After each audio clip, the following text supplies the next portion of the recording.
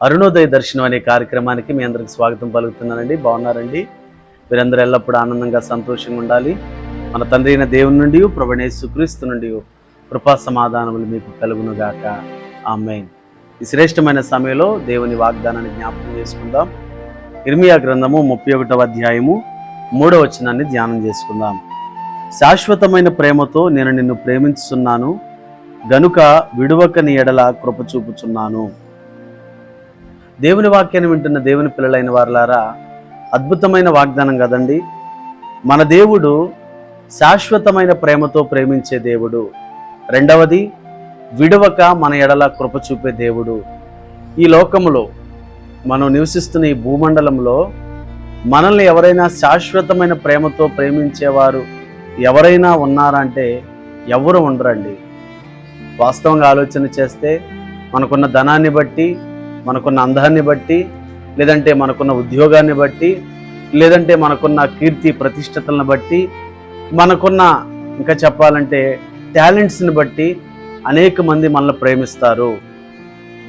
శాశ్వతమైన ప్రేమతో మనల్ని ప్రేమించేవారు ఈ లోకంలో ఎవరు ఉండరండి. అలాగే మన ఎడల కృప చూపేవారు, మన ఎడల దయ చూపించేవారు శాశ్వతంగా ఈ లోకములో ఎవరు ఉండరు. ఎందుకంటే లోకము నటనాలయము, లోకములో ఉన్నదంతా స్వార్థమేనండి. కానీ దేవుని వాక్యానుసారంగా ఇర్మియా ప్రవక్తతో దేవుడు చెప్తున్న మాట ఏంటంటే, శాశ్వతమైన ప్రేమతో నిన్ను ప్రేమించుచున్నాను, విడువక నీ ఎడల కృప చూపుచున్నాను. కాబట్టి శాశ్వతమైన ప్రేమ చూపించే దేవుడు మన దేవుడు, విడువక మన ఎడల కృప చూపే దేవుడు మన దేవుడు. మరి శాశ్వతంగా ప్రేమించే ఆ దేవుణ్ణి మనం ప్రేమించాలా? లేదంటే దేవుని బిడ్డలారా, మన అందాన్ని చూచి, మన ధనాన్ని చూచి, మన కీర్తి ప్రతిష్టతలను చూసి, మన టాలెంట్స్ చూసి, మన దగ్గర ఉన్న స్థితిగతులను చూసి ప్రేమించే వారిని మనం ప్రేమించాలా?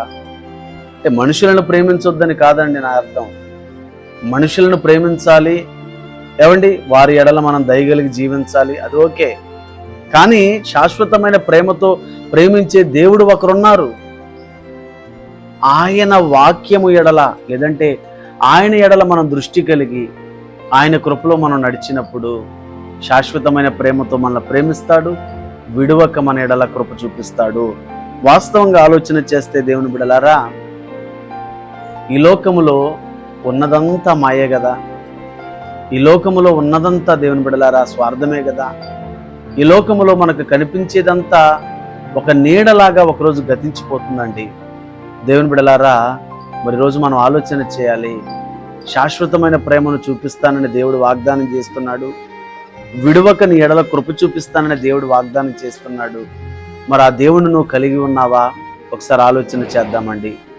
వాస్తవంగా దేవుని బిడలారా, పరిశుద్ధ బైబిల్ గ్రంథంలో అనేక మంది భక్తుల జీవితాల్లో ప్రేమ లేని స్థితిలో దేవుడు వారి ఎడల ప్రేమ చూపించినట్లుగా మనం చూస్తామండి.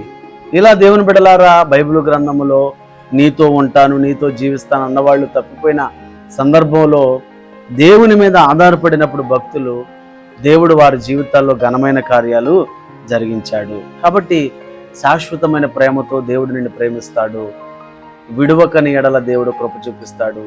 అటు దేవుణ్ణి మీరు కలిగి ఉండండి. ఆ దేవుని మీద విశ్వాసం ఉంచండి, ఆ దేవుని మీద నమ్మిక ఉంచండి, ఆ దేవుణ్ణి స్తుతించండి, ఆ దేవుణ్ణి ఘనపరచండి, ఆ దేవుని నామమును మీరు ప్రార్థించండి, ఆ దేవుడు నియమించిన వాక్యాన్ని మీరు అనుసరించండి. ఖచ్చితంగా దేవుడు మీ ఎడల శాశ్వతమైన ప్రేమ చూపిస్తూ, విడువక మీ ఎడల కృప చూపిస్తూ దేవుడు మిమ్మల్ని ఆశీర్వదిస్తాడు. ఈ మాటలను దేవుడు ఆశీర్వదించునుగాక. ఆమేన్. ప్రార్థన చేసుకుందాం.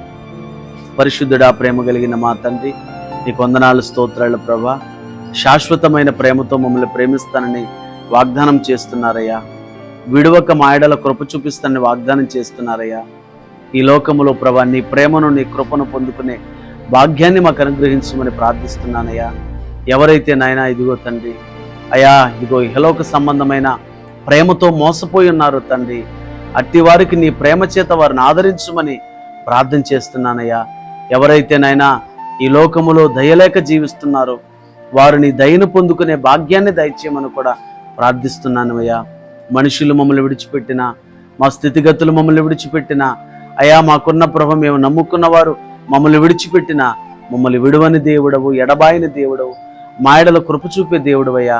కాబట్టి నీయందు విశ్వాసము కలిగి జీవించి అయ్యా నీయందు ప్రభ మేము భక్తి కలిగి జీవించి నీకు ప్రార్థిస్తూ నీ ద్వారా ఆశీర్వాదాలు పొందుకునే భాగ్యాన్ని మాకు దయచేయమని, ఎల్లప్పుడూ నీ శాశ్వతమైన ప్రేమ చేత నీ దయచేత మేము నింపబడినట్లుగా సహాయం చేయండి.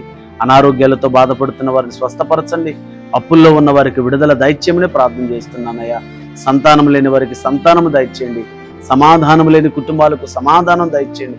అనేక శ్రమల చేత, ఇరుకుల చేత, ఇబ్బందుల చేత బాధపడుతున్న వారికి వారి శ్రమల నుండి, ఇరుకుల నుండి, ఇబ్బందుల నుంచి విడుదల కలిగించుమని యేసయ్య నామములో ప్రార్థిస్తున్నాము తండ్రి.